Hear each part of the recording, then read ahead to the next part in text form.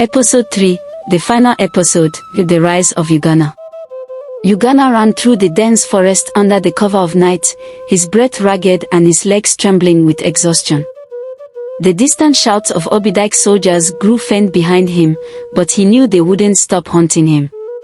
The weight of the staff in his hand felt heavier than ever, as if it carried not just his destiny but the hopes of an entire kingdom. The Ugonna hills loomed in the distance, their peaks shrouded in mist. The Dibia's words echoed in his mind, "Only at the shrine of the ancestors will you find the power to claim your destiny."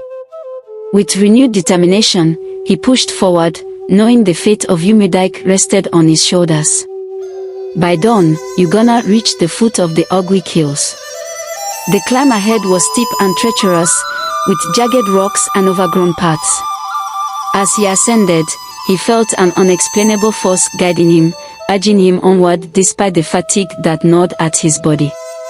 Halfway up the hill, he paused to rest, leaning against a boulder. The silence of the forest was broken by the rustle of leaves.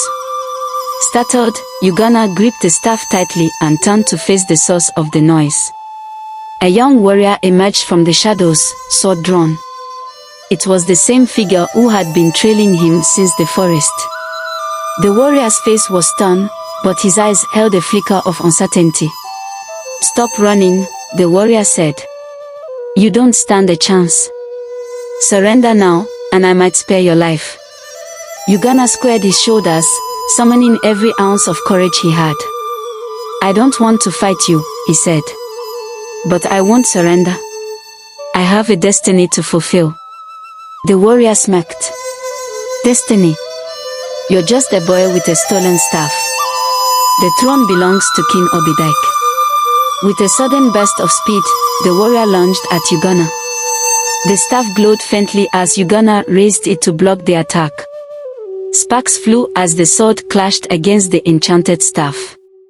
Ugonna, guided by an unseen force, moved with agility and precision far beyond his years.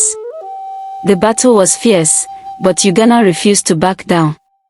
In a final, desperate move, he struck the staff on the ground, unleashing a wave of energy that knocked the warrior off his feet. The sword clattered to the ground, and the warrior looked up at Ugonna with a mixture of shock and awe. "You're no ordinary boy," the warrior said, lowering his head in submission. "Perhaps the gods truly favor you." Ugonna extended a hand to help the warrior up. "I don't want to be your enemy," he said. "But I can't let Obidike continue his reign of terror. Will you stand with me?" The warrior hesitated for a moment before nodding. "I will. My name is Ugonna, and I swear my loyalty to you."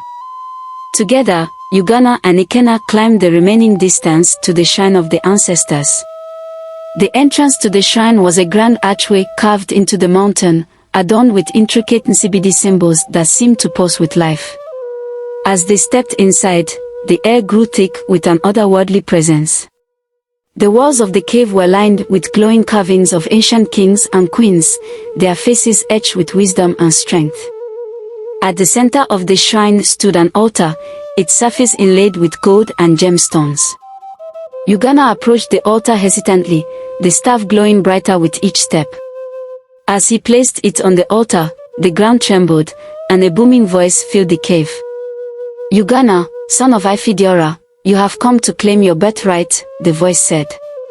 It was the spirit of his father, his Ifediora.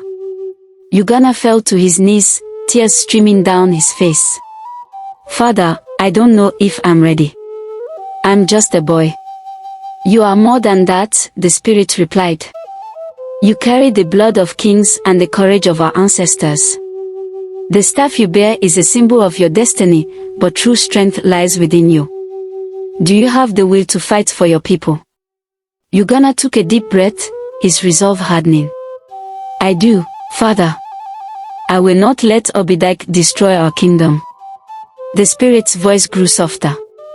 "Then rise, my son, and take the spear of kings." The staff transformed into a gleaming spear, its blade radiating with divine energy. Ugonna felt a surge of power coursing through him as the spirits of his ancestors surrounded him, their voices chanting blessings. You will not fight alone, the spirit said. The people of Umedike will rise with you. Lead them with honor and courage. Armed with the spear of kings and bolstered by the power of the ancestors, Ugonna and Ugonna descended the hills and made their way back to Umedike. Along the way, they gathered allies, villagers who had suffered under Obidike's rule and were ready to fight for freedom. Word of Ugonna's return spread quickly, igniting a spark of hope among the people. By the time they reached the kingdom, a small army had formed, armed with whatever weapons they could find. Obidike, hearing of Ugonna's rise, laughed mockingly. A boy thinks he can challenge me. Let him come. I will crush him and end this prophecy once and for all. The final battle took place in the palace courtyard, under a sky darkened by storm clouds. Ugonna, at the head of his makeshift army, stood tall despite the odds. Ugonna stood by his side, his sword drawn. Obidike's soldiers marched out to meet them, their armor gleaming and their faces hardened with cruelty. At their center stood Obidike himself, a cruel smile playing on his lips. "You're brave, boy," Obidike sneered. "But bravery alone won't save you." "We'll see about that," Ugonna replied, gripping the spear tightly. The battle began with a deafening roar. Villagers clashed with soldiers, their cries echoing through the air. Ugonna fought with the skill and strength of a warrior possessed, the spear of kings glowing with each strike. The spirits of his ancestors seemed to guide his every move, protecting him from harm. As the battle raged on, Ugonna made his way toward Obidike, cutting through the soldiers who tried to block his path. Finally, the two stood face to face. "You should have stayed in the forest where you belonged," Obidike said, raising his sword. "And you should have stayed loyal to your brother," Ugonna retorted. Their weapons clashed with a force that shook the ground. Obidike fought with the ferocity of a cornered beast, but Ugonna's determination was unyielding. In a final, decisive move, Ugonna raised the spear and struck it against the ground. A bolt of lightning shot down from the heavens, knocking Obidike to his knees. Defeated and humiliated, Obidike looked up at Ugonna with fear. "Please, spare me," he begged. Ugonna hesitated, his heart torn. "You showed no mercy to my parents or our people," he said. "But I will not become like you." He turned to the crowd, raising the spear. "The reign of Obidike is over. Umedike is free." The villagers erupted into cheers as the storm clouds parted, and the sun shone down on the kingdom. Days later, Ugonna was crowned king in a grand ceremony.